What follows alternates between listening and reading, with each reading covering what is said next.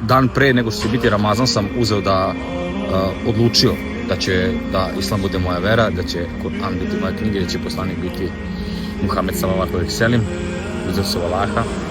Ja sam postio Ramazan po najvećoj veličini. Juče bio post, akšam je bio u 8:25 i ja sam cijeli dan radio, onda sam se setio kako sam ja to prvi put kada sam se vratio islamu, kako sam ja izdržao da postim. To je cijeli dan, nema kafe, nema pića, nema hrane, nema ništa.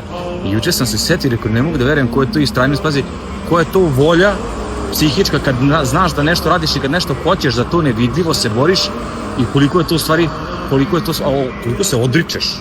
Da vam svima budu ukabuljena dobra dela, loša da budu oproštena, da budete dženetlije, da budete u poslaniku Muhameda sallallahu alejhi ve sellem i ja zajedno sa vama, naravno, da vam na dunjaluku sve bude hairali, da vas Allah nagradi obilom na fakom, ali da ide na halal stvari i da znate da se ponašate, volite svoje, cenite svoje i nemojte da propuštate namaze. Dođite na namaz, dođite na spas. Selam alejkum.